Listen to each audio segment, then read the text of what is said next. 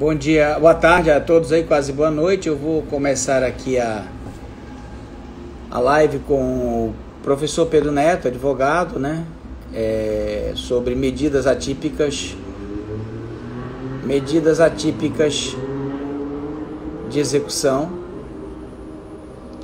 Eu vou esperar um pouco ele entrar. Já estou vendo aqui a Ivete, estou vendo a Marcelene, processo coletivo também, não deve ser alguém atípicas. Vou fixar. Oba, o Pedro entrou. Eu vou esperar que ele faça o convite aí. Para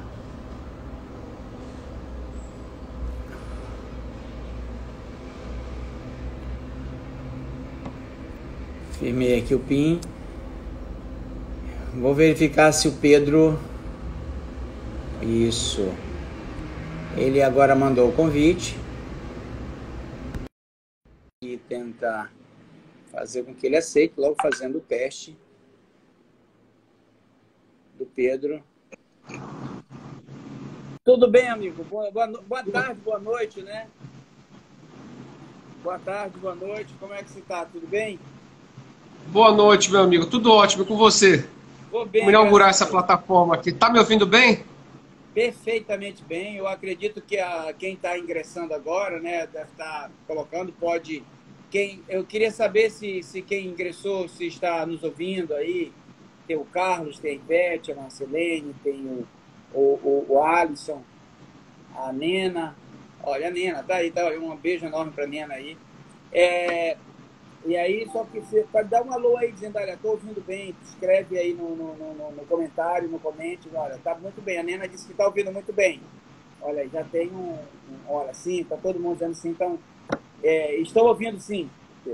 Pedro, olha, a primeira coisa que eu quero te dizer é que eu lhe tenho, assim, um carinho enorme. Considero você uma das grandes potencialidades do processo civil, seguindo a escola que seu pai deixou aí, a estrada que seu pai está deixando aí, e obviamente tem um caminho aí, ele é um dos ícones do Pará ainda, continua sendo, mas você como filho, obviamente, a gente que diz, é muito engraçado que com o tempo a gente vai perdendo um pouco referência, né? Porque você deixa de ser o filho do Pedro para ser o pai do Pedro, né? Tipo assim, olha, o pai do Pedro Neto é o Pedro Bates, então é referência.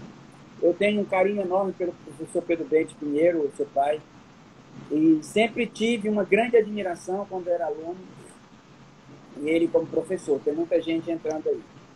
E nessa premissa que tem, nós fazemos um diálogo aqui próximo da escola paraense de processo, do que a gente pode falar dos processualistas paraenses a esse respeito.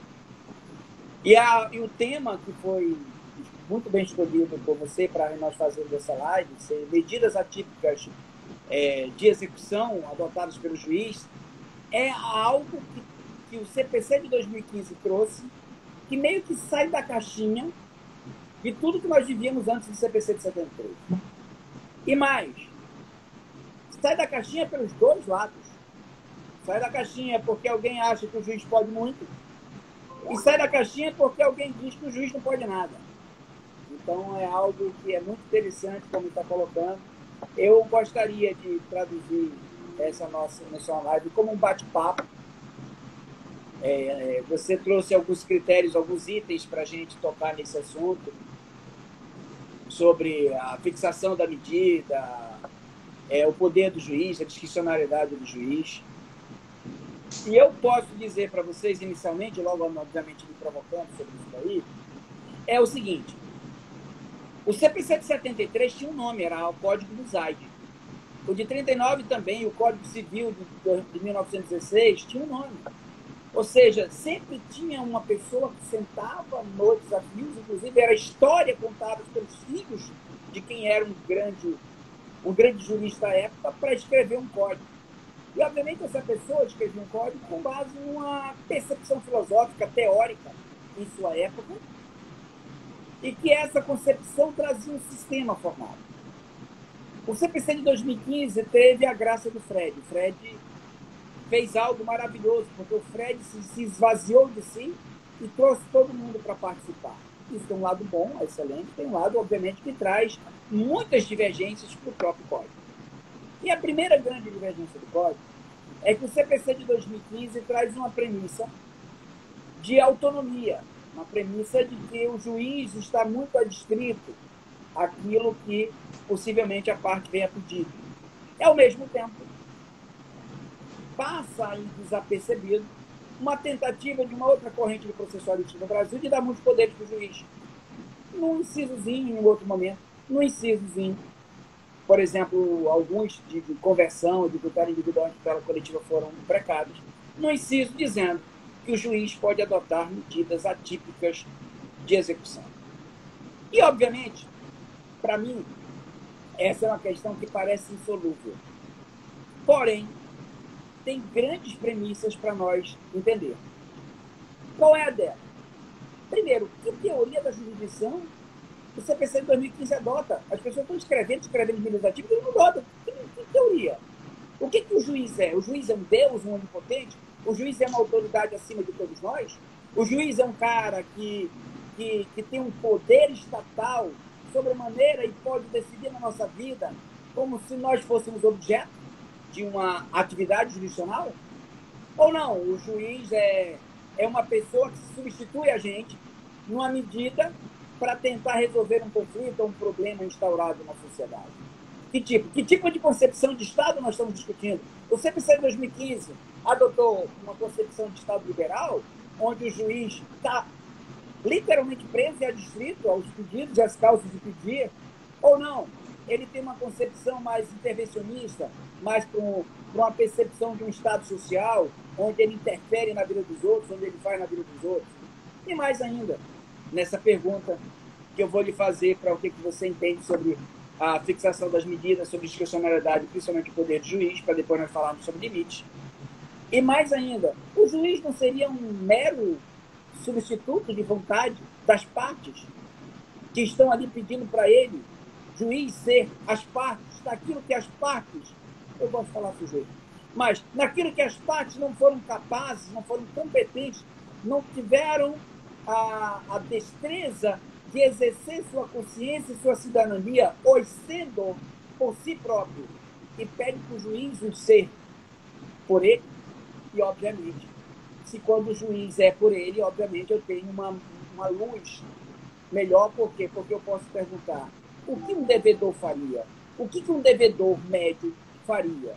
E o que um juiz, se substituindo a um devedor, poderia fazer nos limites do que um devedor faria? Então, eu, obviamente, faço uma introdução sobre isso e, obviamente, já trago uma ponderação aos processualistas atuais que estão esquecendo de falar sobre que filosofia de direito eles seguiram, que teoria do direito seguiram, que concepção de Estado eles estão adotando, que concepção de justiça eles estão adotando, e pegam uma literalidade do CPC de 2015 e começam a escrever livros e livros, tintas e papéis, ou então escritos de forma digital, tentando explicar alguma coisa que, se não tiver a base, nós seremos aí como se fosse um meteoro, que nós sabemos que existe, nós conseguimos ver no espaço, mas nós não sabemos de onde vem, nós não sabemos para onde vai, não sabemos que rota tem. E, obviamente, nós só podemos descrever um detalhe, uma pequena constatação sobre um fenômeno que ninguém vai negar que existe, porque você descreve um meteoro, mas ninguém explica o porquê de sua existência. Eu começo nosso bate-papo com essa provocação. Com essa provocação e, obviamente, aqui eu vou receber e vou me pronunciar sobre cada um desses itens, com certeza, tentando me enquadrar em que teoria, possivelmente, aquilo que foi escrito teve sua origem, para nós não sabermos exatamente se o meteoro é um pedaço de um planeta, um pedaço de uma estrela, um pedaço de satélite, um pedaço de quê. Meu amigo, é o seguinte, é um prazer todo meu, fico honrado, você sabe que a gente sempre está junto nos nossos encontros, sempre conversa sobre processo, é uma maravilha dividir a cátedra com você. Esse tema sobre o papel do juiz, parece que é um daqueles temas de processo Walking Dead, ele sempre volta.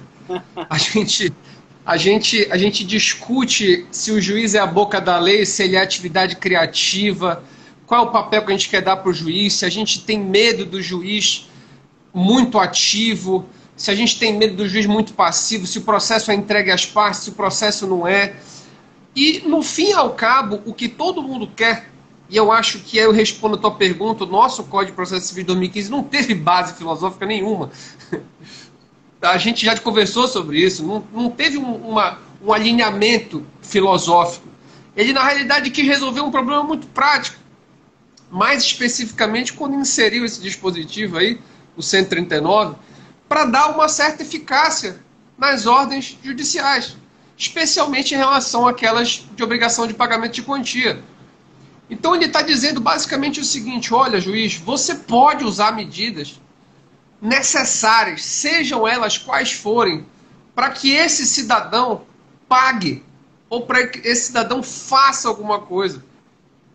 Quando ele faz isso, ele obviamente utiliza de uma técnica legislativa aberta, tá? E deixa a gente, de fato, como a Marcilene está falando aí, esquizofrênico.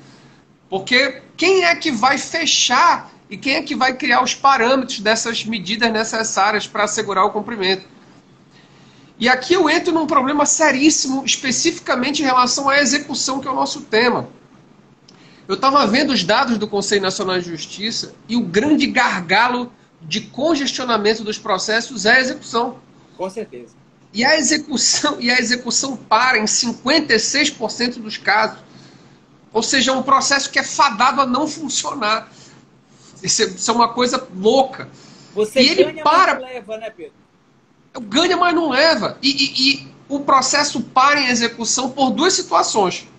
Ou quando não se acha bem do devedor, ou quando se acha bem e ele é impenhorável. Então, eu fico nessa situação louca. E essas medidas executivas, elas parece que vêm, pelo menos o sentimento da gente debatendo, é para alcançar aquele devedor que o Abelha chama do devedor cafajeste. É aquele cara que não paga, mas vai para Disney. É aquele cara que deixa de pagar pensão alimentícia, mas está estourando garrafa de champanhe numa festa final do ano, sabe? Então, parece que essas medidas, da forma como elas vieram colocadas, elas vieram criar certa astúcia, uma atividade criativa para as partes, para compelir mesmo as pessoas a pagar. É daí que saem essas ideias aí que a gente vê por aí, por exemplo, se te proibissem de ver um jogo do Flamengo, eu tenho certeza que tu pagaria no dia seguinte qualquer dívida. Não é verdade? Eu pagaria com certeza. Eu sei que tu és flamenguista doente. Então, vão não criando doença essas... ser flamenguista, é salvação. É verdade, perdoa a terminologia.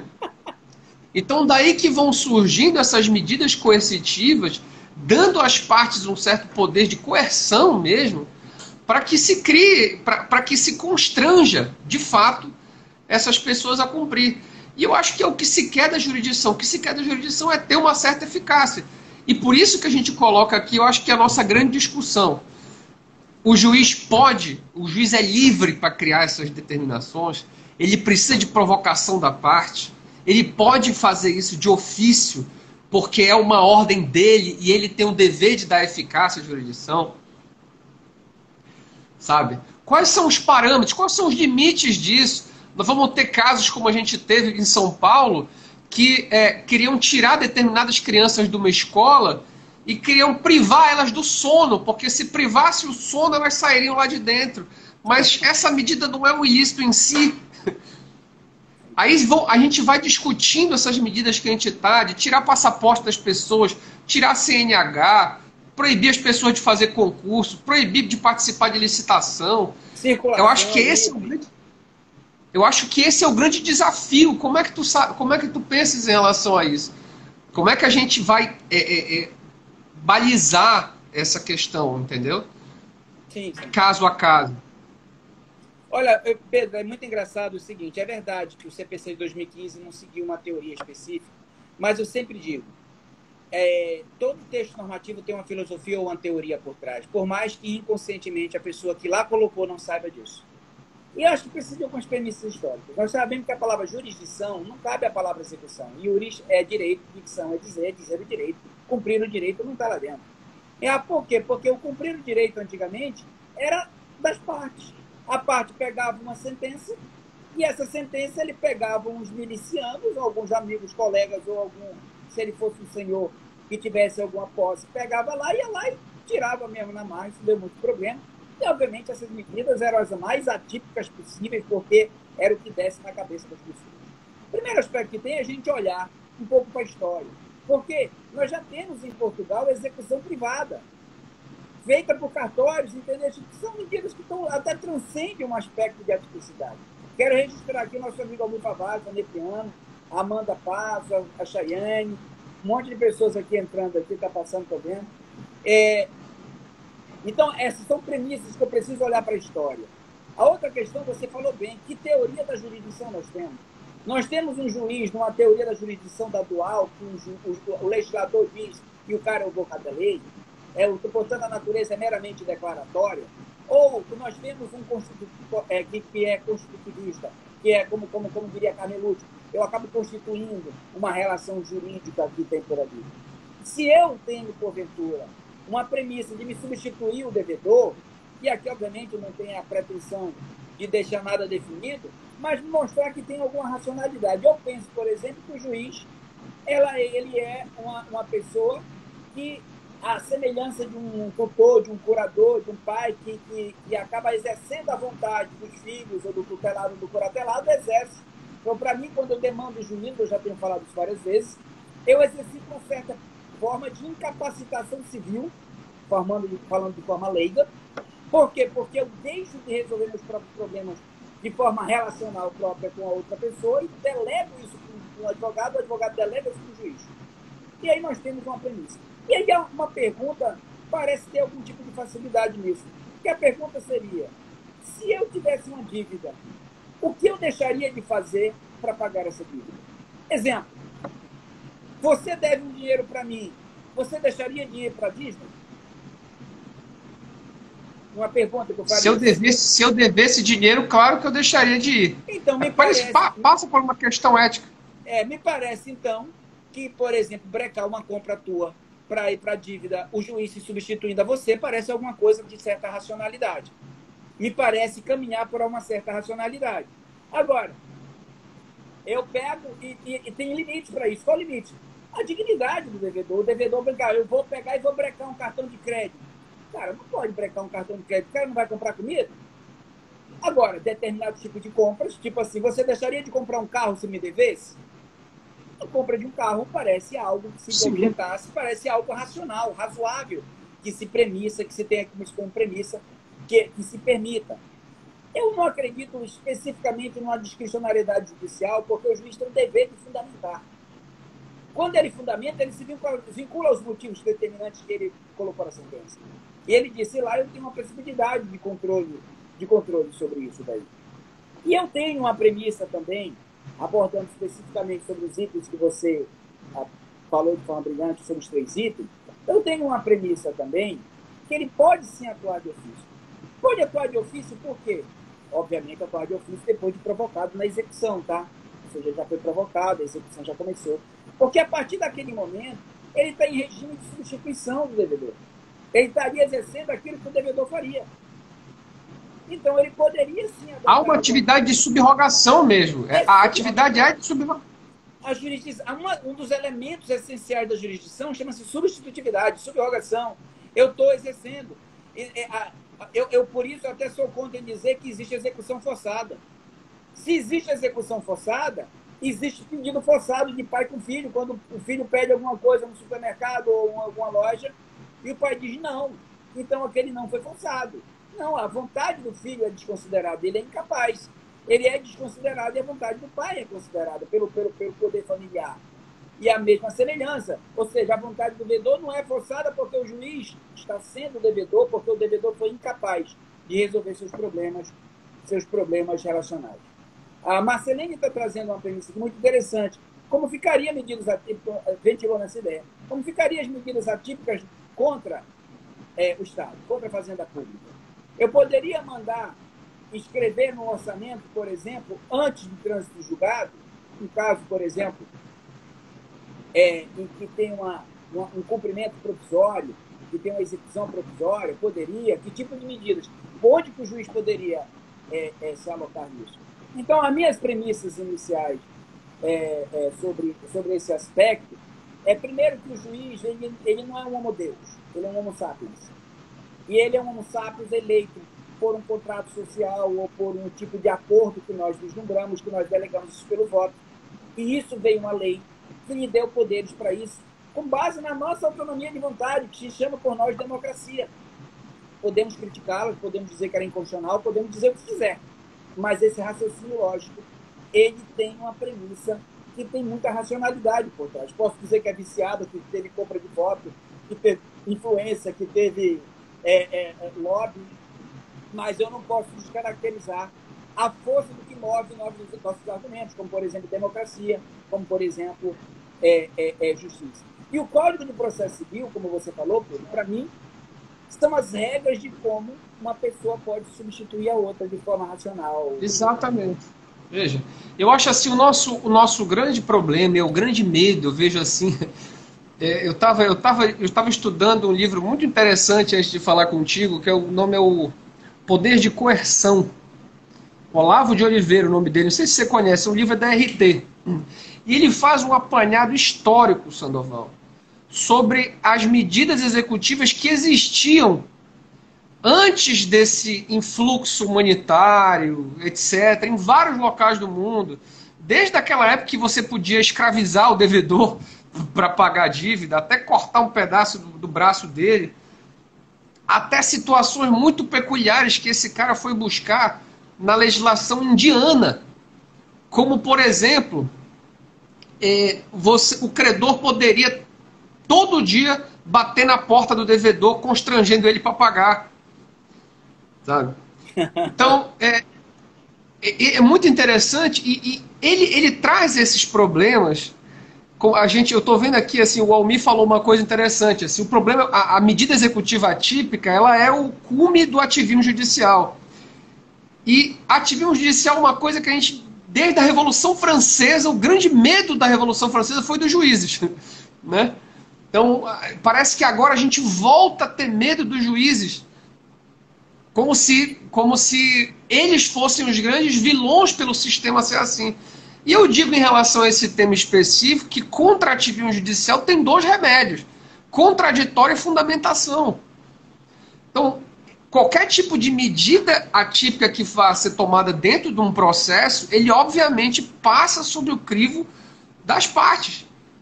Então, se eu estou debatendo a quebra de um sigilo fiscal, se eu estou debatendo o bloqueio de um cartão de crédito, se eu estou debatendo, por exemplo, a adjudicação de milha de cartão de crédito, ou se eu estou pedindo, eu quero que seja publicado o nome desse devedor em alguma lista, obviamente que isso passa pelo processo. E eu imagino, Sandoval, que essas coisas só vão acontecer com aquele devedor que, de fato, não comparece ao processo, com aquele devedor que não se predispõe a dizer, olha, eu me enrolei e não consigo pagar, que não tem aquele princípio ético básico para dizer, olha, eu estou super endividado, que é aquela situação do empresário que pede autofalência, entendeu? Eu me enrolei, entendeu? Ora, se a gente consegue admitir que um administrador adentre numa empresa que é protegida pelo manto da livre iniciativa. Que isso? E, por que não permitir que o juiz substitua e tome as medidas necessárias para que haja de fato uma efetivação da jurisdição? Tá? Você milita numa área, por exemplo, que é um exemplo de eficácia da jurisdição, ao mesmo tempo que pode ser considerado um exemplo de arbitrariedade em alguns momentos também, porque a linha é tênue. O processo do trabalho, ele tem, eu imagino que você, enquanto Ministério Público, tem também muitos pedidos, digamos assim, criativos, astutos, que deixam o cara com aquele negócio, olha, é melhor eu cumprir, porque senão vai dar algum problema aqui. Entendeu? Sim, sim. Então, a gente tem que olhar para esse fenômeno não desumanizando o devedor. Sei que tu vais abordar esse tema semana que vem, mas também dando privilégio para um direito constituído, num título, numa evidência muito forte do processo, entendeu? Em detrimento de alguém que merece receber um valor ou receber uma prestação de uma obrigação de fazer, não fazer, etc. Porque quando a gente fala de medida executiva, a gente não fala só de dinheiro. A gente fala também em restaurar o meio ambiente, a gente fala também em colocar uma cota de deficientes numa empresa, e por aí vai. Então, assim, para mim, o que é mais instigante que tem sido meu interesse em estudar é essa criatividade. Tá? Olha, eu vou até fazer um jabá aqui. Eu escrevi um artigo com o Fábio Flores aqui nessa coletânea, não sei se tu chegaste a ver. Tá? Nós fizemos uma análise descritiva das legislações do estado de Nova York e da Califórnia sobre algumas injunctions curiosas. Uhum. E como eles vão criando as balizas das medidas executivas atípicas lá. Eu acho que a gente pode chegar nesse momento aqui no Brasil, sabe? Isso que eu acho legal de se pensar. Com certeza. Olha, o que você está dizendo é interessantíssimo, porque, veja só, não tem como a gente trabalhar essas percepções sem abordar a filosofia. Quem trouxe a ideia de humanização foi o estoicismo e o cristianismo, que trouxe desde a época do Império Romano. Na época, o ilícito civil ele era mais grave que o ilícito penal. Você matava alguém, você era preso, você até era condenado à morte. Eu até acho uma coisa assim absurda, mas o civil era mais ainda. Por quê? Porque eu era virado... Por isso que os romanos tinham um procedimento muito formal, né? Tinham um respeito formal. No período formulário, sim. No período formulário, com certeza. Num período antes do formulário, não. Mas no período formulário, ele era muito formal mesmo. E era exatamente o que você estava dizendo. Mas veja, antigamente tinha isso. Eu perdia a personalidade civil. Eu perdia meus bens. Na época, a mulher e filho era propriedade. O devedor perdia a mulher, perdia o filho, virava escravo, perdia tudo. Então, essa era uma premissa desmensurada. Quando se teve a ideia de patrimonialização, a coisa tem uma contextualização de que o patrimônio pode dever e a pessoa não. No seu aspecto pessoal, não. É curioso você dizer isso, num determinado momento que você falou, Pedro, que o devedor ele tem que, sim, ser respeitado em sua dignidade, mas ele tem que cumprir, e é verdade, tem que cumprir. E veja as influências legislativas. O Código Civil de 2015 e o CPC de 39 dava força para o credor. No credor, o devedor solidário ele poderia optar por quem cobrar. O credor ele era muito beneficiado. E era engraçado que até o credor poderia dizer, olha, se você não me pagar, eu coloco na justiça. E o devedor temia. Hoje não, quem teme é o credor de colocar na justiça porque demora demais. Mas era assim, o CPC de 73 mudou. O CPC de 73 é um CPC do devedor. Protege o devedor em todas as circunstâncias possíveis e imagináveis. Tem o CPC de 2015, não parou. Voltada por uma ideia do cumprimento das obrigações específicas, de cumprimento, acabou trazendo uma premissa de que o credor, o crédito constituído, tem que valer. O Almir fala que é um ativismo judicial, mas eu não acho. Eu acredito que é uma atuação, obviamente, é um ativismo judicial, e para mim, irregular, se adotar medidas que possivelmente não seriam adotadas medidas pelo próprio devedor. Isso, para mim, seria inconcebível. Olha, você é proibido de viajar, proibido de sair para algum lugar, a não ser que, obviamente, seja um custo muito alto, e esse custo comprometa aquele valor, mas pelo custo, não pela liberdade. Então, essa é uma premissa interessante. Olha, a Marcelina fez uma pergunta, se o Brasil tem cultura para execução privada. Não, nós não temos ainda essa cultura, não. E se tem eu posso fixar um negócio para execução privada. Olha uma coisa interessante. Por que não? Por que eu não poderia fixar alguma coisa no negócio para um cumprimento, já que a jurisdição envolve tudo isso? E mais, se eu posso, em negócio processual, por exemplo, pegando o exemplo dela, o credor e o devedor fazer um negócio processual para um tipo de execução atípica, por que não é atípico? Porque eu tenho típico. Eu tenho a penhora, eu tenho o precatório, eu tenho o cumprimento de prestações alimentícias, eu tenho vários tipos de... você falou de administrador, que é uma forma de tomar a administração, pegar o usufruto de bens, de empresas e tudo mais. São medidas típicas. Quais são as atípicas? Aquelas que não estão lá. Então, se o credor e o devedor podem, de forma racional, estipular alguma coisa que não ofenda a dignidade, por que não que o juiz, dando força creditícia à relação, não pode adotar uma medida que se componha como racionalidade? E aí eu estou de acordo com você. O contraditório e a fundamentação são balizas extraordinárias, não só para credor e devedor saberem se eles estão sendo substituídos ou subrogados de forma que eles consideram corretas e justas, como também para que o público que esteja do lado também tenha esta premissa. Essa é na realidade, pontuando o que a Marcelene falou, existe esse outro grande tema da execução, que é a desjudicialização dos atos, né? Que é uma coisa que Portugal já avançou muito. Você tirar da mão do juiz alguns atos de execução. A parte de expropriação que trata de alienação privada é um bom exemplo que pode dar certo. Mas assim, isso pode evoluir muito mais. Entendeu? Essa dependência do juiz, ela gera a necessidade de que o juiz seja ativo. Porque nós podemos fazer muito pouco fora do processo. Eu não posso, se num condomínio eu coloco no elevador que tem um cara que é devedor, é uma ação de indenização por danos morais. Exato. O Tribunal de Justiça de São Paulo, foi referendado pelo STJ, era proibir o devedor de condomínio de frequentar as áreas comuns. E parece que isso tem uma tendência de mudar. Então, assim, o cara não paga condomínio, mas pode usar a academia, pode usar a churrasqueira, pode usar a piscina. Isso é uma medida executiva atípica. Olha, vem cá, você não vai usar enquanto você não pagar. Entendeu? O que isso fere a dignidade desse cidadão? Em que ponto esse cidadão está humanamente ferido que ele não consegue fazer nada? Ora, se ele não paga pelos bens, ele não pode usar. Né? Então, é exatamente isso, Sandoval. Eu acho assim,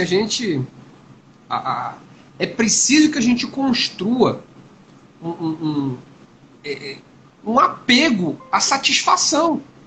A satisfação dos créditos. Do crédito, sim. Exatamente. A gente tem que, a nossa mentalidade tem que ser mudada como um globo. A gente hoje não pode mais dar o luxo de não querer cumprir determinada obrigação. Ou seja, a dignidade... Porque isso vai... Perfeito. Isso vai gerar, consequentemente, vai afogar o judiciário de processos, vai afogar de pedidos, vai, sabe, é impressionante o tipo de situações que acontecem. Eu muito curioso, vou te falar um caso muito curioso, quando tu me passaste, quando tu falaste assim, olha, escolhe um tema para a gente discutir, eu estava tratando de um caso de despejo, em que basicamente a situação foi essa. A minha cliente era uma locadora que recebe os valores do aluguel e a locatária estava pagando os aluguéis na conta do corretor e o corretor não estava passando para a locadora.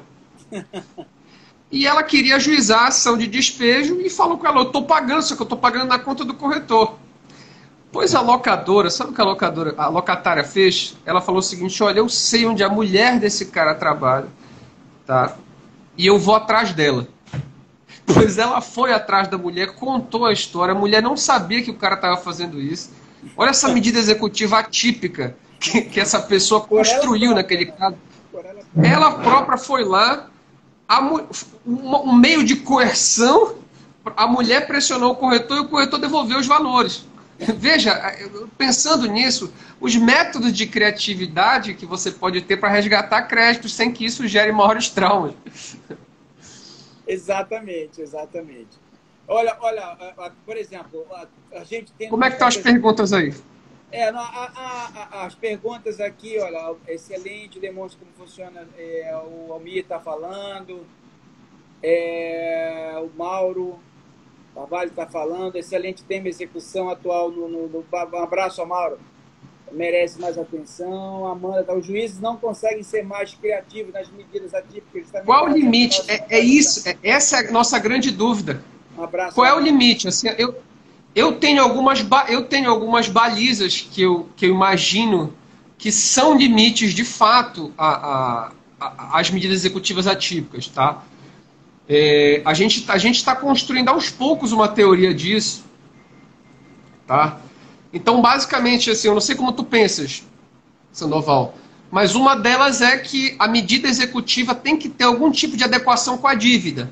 Senão, e ela não pode ser uma punição por si, porque a medida executiva não é uma punição. Não pode. Ela é um meio coercitivo.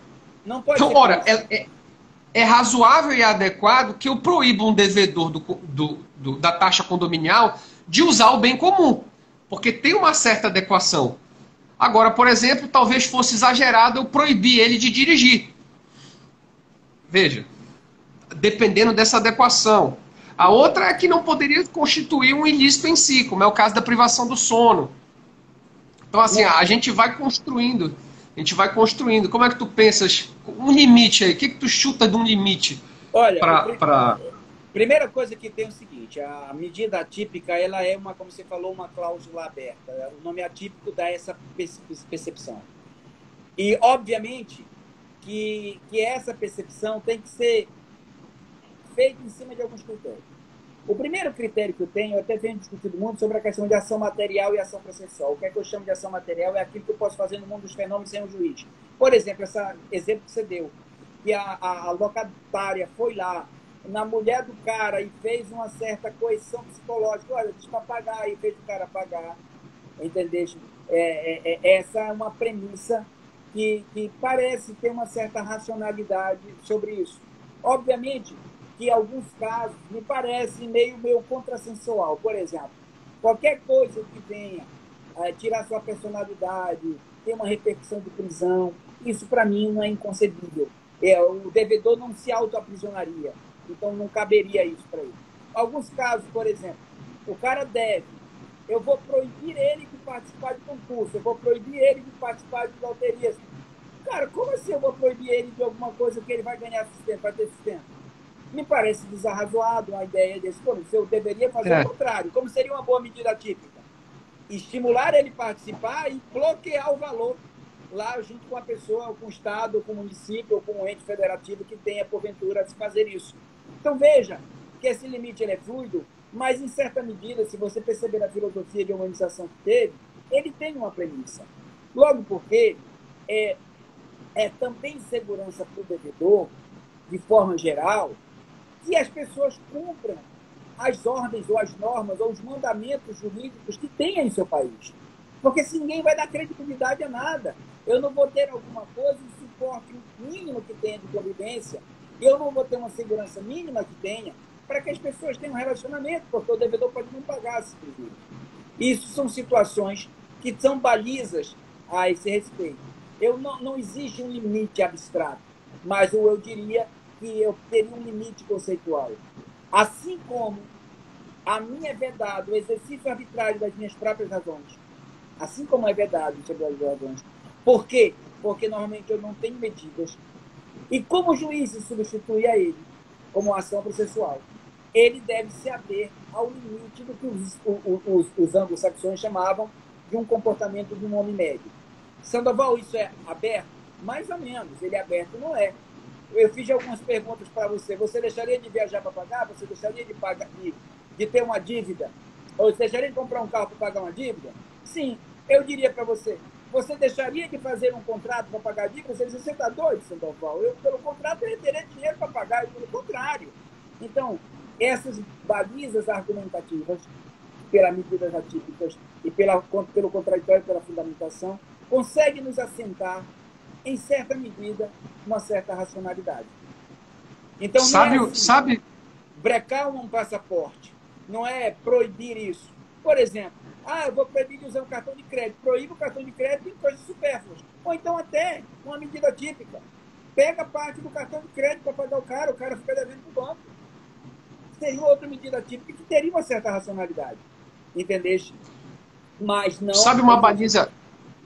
Uma baliza que eu acho que a gente não pode perder de vista é a análise da postura do devedor e da sua má-fé em detrimento da possibilidade de cumprir a dívida. Então, assim, é o que o Marcelo Abelha chama do devedor cafajeste. A gente tem que estar atento a essa pessoa. Porque, como a gente já disse aqui, uma coisa é a gente dever porque não tem condições de pagar, porque se enrolou, porque se superendividou. A outra coisa é ser, em direito de família, a doutora Nena está aí, tem a capacidade de dizer isso. O que você vê de devedores de alimentos que simplesmente não querem pagar, porque não querem pagar, viajando frequentemente, comprando carros novos nas redes sociais, ostentando literalmente. Exatamente. Então, assim, uma das balizas mais importantes, até mesmo para que você tenha um cerceamento dos direitos dessa pessoa frente um credor, especialmente numa dívida de alimentos, por exemplo, que a prisão civil é uma medida executiva atípica, não é nem atípica. É típica. É típica. Então, analisar se essa pessoa de fato está sendo cafajeste, se ela tem dolo em não cumprir. Aí, numa situação como essa, você tem. A doutrina está elucubrando proibição de uso de rede social, proibição de usar Instagram. Tem gente que morre se deixar de usar Instagram. Sandoval, te digo. Então, várias coisas. Uma delas é a análise desse devedor. Eu acho uma baliza muito interessante para a gente pensar também.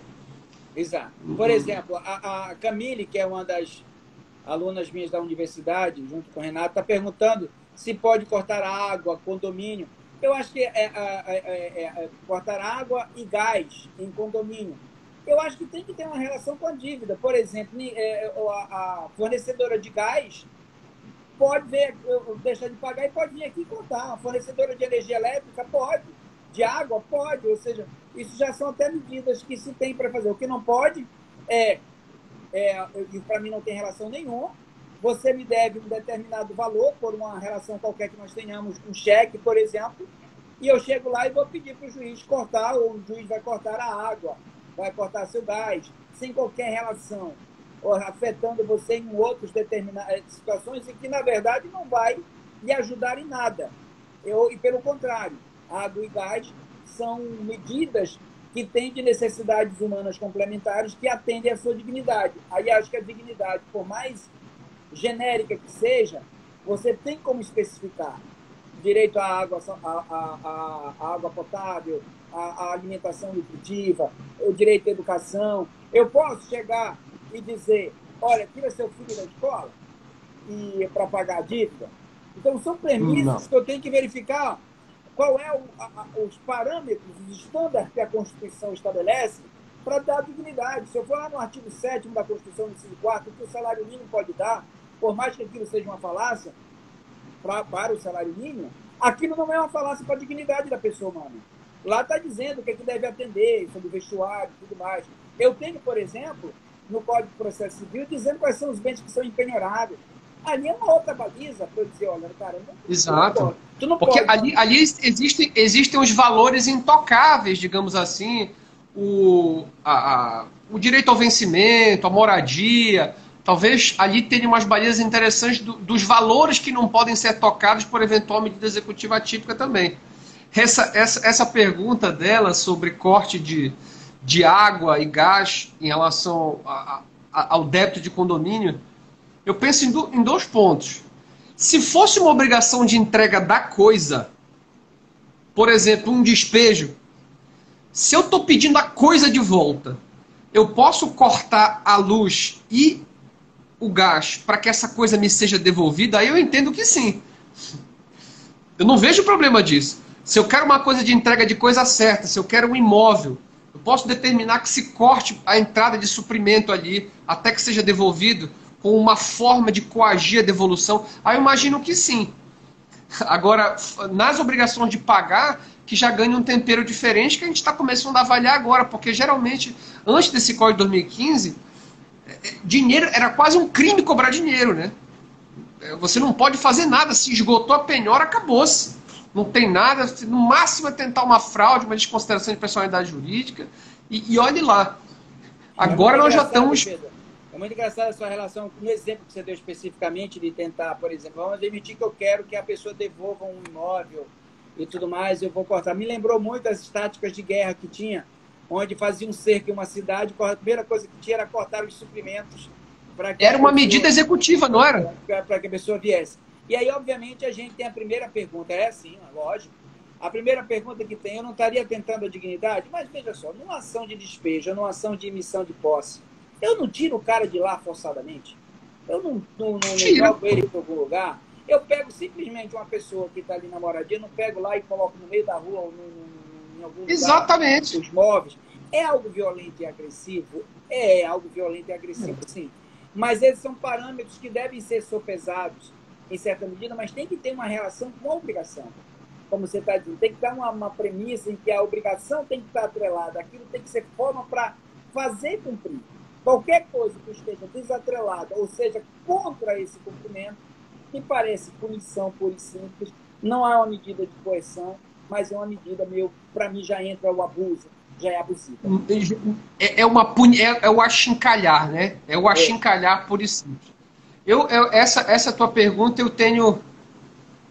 Toda vez que assim, a gente pensa assim em direito, quando se fala em dignidade da pessoa humana, corra. Porque ou ela é contra, ou ela vem contra você de alguma forma. Né? Porque ela serve de argumento para tudo. Eu acho que a gente tem que ter um pouco de sangue frio para entender que a execução ela é violência autorizada. Tá? Você precisa ser um cirurgião de cérebro nesse momento. Você quer coisa mais violenta do que uma busca e apreensão de menor? Você pegar um menor, uma criança num lugar, colocar ela num abrigo por conta de um litígio familiar, você quer uma coisa mais dura do que essa, mas é uma medida que ela existe, para mim a mais dura de todas. Tá? Fora a prisão, enfim. Então a gente tem que ter um pouco de testosterona, digamos assim, para entender que é um momento enérgico do processo. Tá? Não é punição, não é punição em si, mas é um momento que se exige uma coisa. Você tem tempo contra. Então você tem anos de briga ou um acertamento judicial fechado já. Então é preciso que a gente olhe com uma carga teórica ou uma carga valorativa em prol do credor também. Sim. Outro ponto interessante, eu quero ver a tua próxima live, eu quero ver qual é o espectro de proteção mínimo do devedor, que acho que ela une nesse nosso tema aqui. Mas se você prestar atenção, quando eu tenho ali os bens penhoráveis e impenhoráveis, ali eu já tenho uma ponderação legislativa, dizendo quais são os limites. Você pode prestar atenção ali que ali respeita o mínimo existencial do devedor. A outra coisa que nós temos que ter bem de forma muito clara, a execução é sempre aos olhos de quem está fora do processo, porque para mim quem está dentro não é, um ataque ao patrimônio ou à liberdade. Eu não tenho, olha só, é simplesmente esses dois bens jurídicos que a Constituição parece não proteger, chamada liberdade e patrimônio. Então não tem como eu pensar numa execução olhando de fora e não perceba que aquilo seja algo violento, algo que pareça agressivo. Toda percepção é agressiva. Eu bloquear a conta de alguém é agressivo, eu penhorar um carro é agressivo, eu arrematar é agressivo aos olhos de fora. Aos olhos de dentro eu não acho muito isso. Por quê? Porque para mim o juiz atua se substituindo. O juiz está atuando naquilo que o devedor deveria fazer a esse respeito. Por exemplo, a Nena aqui, até mandando um beijo para ela aí, olha, tá vendo o curtinho da decisão aí? A Nena tá dizendo que o condomínio poderia cortar também a questão do acesso à pessoa na área comum. Eu acredito que tem uma certa logicidade se isso tiver uma forma coercitiva para cobrar. Se porventura tivesse, se perceber que ele tem. E tem que estar atrelado, e aí os tributaristas são excelentes nisso, tem que ter sinais exteriores de riquezas. Que aquilo, ele não participar daquilo, daria para ele pagar uma dívida. Teria que ter alguma coisa assim, que se tivesse uma premissa. Ela não pode ser inócua, né? Não pode. É que nem prender o devedor, de alimentos aí mesmo que ele não paga. Isso, às vezes é uma medida que não funciona. Exatamente. Uma medida que não funciona. Para mim, a proibição de participar em concurso, contratar com o poder público. Como assim? Pelo contrário, se eu tenho algum devedor, eu quero que ele ganhe para ele me pagar. Exatamente. Tu sabes que no Chile eles têm uma medida muito interessante chamada do arresto noturno, que é uma proibição de sair à noite do devedor, em que ele não pode sair à noite, como se fosse uma restrição de liberdade mesmo, justamente pensando nisso. Olha, eu não vou prender esse cara, porque senão ele não consegue pagar. Então eu faço o arresto noturno, em que ele fica privado da liberdade dele à noite até que ele consiga pagar.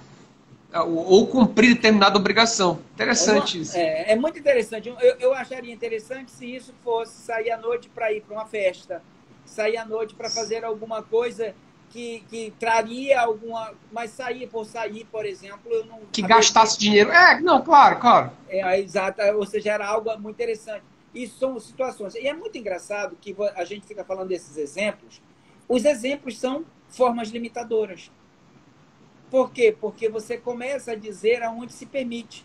Quer dizer que você, para construir um exemplo que não está dentro do que já foi dito anteriormente, você vai ter um esforço maior argumentativo. Você vai ter um esforço maior de legitimação.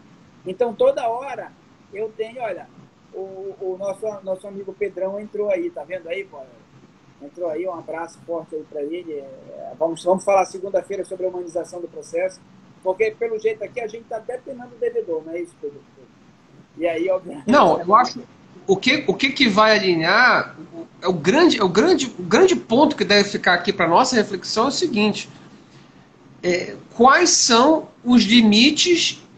Qual é o espectro de proteção mínima do executado nessas situações?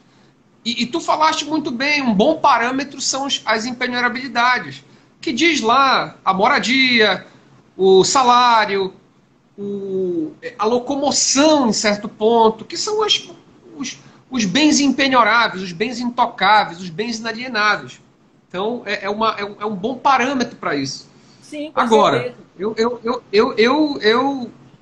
vocês vão enfrentar uma mudança de mentalidade, que eu acho, pelo menos eu senti nas discussões desse novo código, que é o credor, ele já entra de uma forma diferente agora no processo. Você tem várias micromudanças que, por exemplo, que é uma coisa que era impensável antigamente, o princípio da menor onerosidade. Que isso, você não tinha o que argumentar, a defesa dizia meio menos oneroso. Aí dizia isso e acabou-se. É como se fosse o elixir de Brás Cubas, né? E agora você é obrigado a dizer, vem cá, o que é? Esse aqui é muito oneroso, então diz um menos oneroso, participa do processo, vamos lá. Faz alguma coisa, não fica escondendo, né? E é muito engraçado, como realmente o CPC de 73 era pró-devedor, contrariando o Código Civil de 16, e eles coexistiram, quase ninguém percebeu. Mas o CPC de 73, eu vou usar uma palavra técnica só para ficar mais simples, revogou o Código Civil na proteção do credor. Obviamente, eu estou falando uma heresia jurídica, mas só para facilitar o argumento, estou fazendo de propósito. Porque ele esvaziou a eficácia da proteção do credor que o Código Civil 16 trazia. O CPC de 73. Já com as micro-reformas do CPC de 73, com a tutela específica e tudo mais, com as formas de tutela antecipada, o credor começou a ganhar força. E o CPC de 2015, ele é, sim, pró-credor. Ele está numa ideia de credor. Ele está numa ideia de dizer o seguinte: o ordenamento jurídico precisa ser respeitado. Ele tem que ter dignidade. Ele tem que ser cumprido. Eu não posso ficar anos se arrastando, o devedor se escondendo de pagar uma dívida. Não pode. Ele tem que se enfrentar. E o Código de Processo Civil de 2015, ele é tão agressivo que tem uma medida lá, que é típica, que diz o seguinte: se você não encontrar nada, você manda intimar o devedor para que ele indique bem. Se não indicar, ata tentatória de dignidade da justiça. Olha só a força que está dando aí. Ou seja, ei, meu irmão, você só não está mais contrariando só uma dívida com um credor, com um particular. Você está contrariando a dignidade da justiça, o Estado. Então, é uma... Porque você não é só obrigado a pagar a sua dívida, mas você também é obrigado a participar do processo. Perfeito. E dizer o porquê você não paga. Tanto é que lá, quando ele trata de execução de alimentos, que ele dá a possibilidade de prisão, ele diz, olha, quando ele comparece e diz por que não pagou, é uma justificativa, vá lá, entendeu? Olha, eu me enrolei, eu fiz uma venda, pandemia, entendeu? Então, assim, você por ética, você é obrigado a participar, a não só cumprir uma obrigação, mas a participar ativamente do processo, sendo transparente nas medidas que você... das causas do teu inadimplemento. Poxa, Pedro, olha, está sendo assim, super prazeroso esse bate-papo, principalmente com pessoas que a gente gosta muito. Eu estou vendo familiares aí, deixando ver já os familiares dos dois lados aí. A gente está se encaminhando para o final, porque se passar de 1 hora, normalmente o Instagram corta a live e deixa a gente. Passa muito rápido aí, isso, né, amigo? Hein? Passa muito rápido, muito bom. Rapaz, se eu não tivesse aqui um marcador aqui para que a gente não fosse surpreendido com o corte, entendeste, do Instagram, eu já teria passado. Poderia ali pedir para encaminhar para as palavras finais, que é um grande prazer de estar aqui com você, a esse respeito, a esse tema. E eu posso fechar com a palavra final. Eu finalizo aqui minha participação contigo com um convite à reflexão sobre isso. Eu acho que hoje são 3 temas em execução que são a grande coqueluche do momento. São as medidas executivas atípicas, os seus limites e a esfera de proteção mínima do devedor, as causas de impenhorabilidade, porque é aí que para qualquer execução, ou quando não tem bem ou quando o bem é impenhorável, e o terceiro grande tema, que é a desjudicialização da execução, e até mesmo, por que não, a privatização da execução.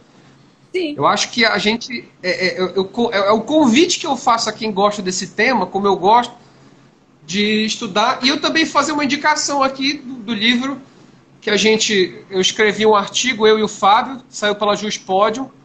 Parabéns. E ele tem muito artigo, são quase 1000 páginas de medida executiva atípica. Pode deixar que eu vou indicar também esse texto para os alunos da pós-graduação, para atuar. Muito obrigado pelo convite, meu amigo. É sempre uma honra, você é um cavalheiro. Ah, que isso, que nada. Na verdade, é merecedor, você é um estudioso desse assunto, é professor de processo, é no tema, advoga sobre isso. Então, é sempre um grande prazer. Eu até digo, como reflexão final, que a desjudicialização da execução é uma exigência que a história faz ao nome de jurisdição. Por quê? Porque a palavra jurisdição não foi criada, não iniciou historicamente para compor a execução. Até considero um grande erro histórico dizer que a arbitragem não é jurisdição, porque ela é privada, sendo ela que é o DNA jurássico da jurisdição. Na ordem judiciorum privatorum, quando a jurisdição se publicizou, ficou cognitio extraordinem, conhecimento fora da ordem, e jurisdição era isso. Era dizer o direito, e de repente entra a execução, porque deu muita confusão, e nós estamos tendo a desjudicialização, e nós temos que viver, sim, esse momento. Dar poderes para que o juiz adote medidas razoáveis, racionais. Eu tenho um artigo que eu escrevi, que não está ainda publicado, mas vai ser publicado, em que eu digo o seguinte: a diferença da ação material do devedor para a ação processual do juiz em substituição ao devedor tem que ser pautado por racionalidade, tem que ser pautado por premissas que não poderiam ser admitidas no direito material. Exemplo, um credor não pode espancar o devedor para pagar uma dívida. Então, o juiz não poderia fazer uma substituição do credor e do devedor tal atitude. Então, aquilo que a ação material foi criminalizada pelas razões por representar uma ameaça de problema e conflito à sociedade, o juiz também não poderia fazer isso. Por quê? Porque ele está sendo um credor e um devedor com base em uma racionalidade do que é comumente aceito pela norma, pelos costumes, até pelos hábitos que tem, porque hoje nós temos pelos precedentes, o que nós temos. Quero deixar aqui registrado nesses últimos 2 minutos uma satisfação enorme. Eu lembrei logo de você, o carinho que eu tenho quando eu estou com você na NEP, as conversas que a gente faz, os bate-papos, os devaneios que a gente tem. Quero agradecer a todas as pessoas que aqui participaram. Muito obrigado a todos que participaram também, muito bacana. Estou estreando nessa plataforma aqui, é diferente de dar aula, né, Sandoval? Porque a gente geralmente ouve barulho aqui, a gente fica... Mas é muito bacana. Exatamente. Gostei. Exatamente. Vamos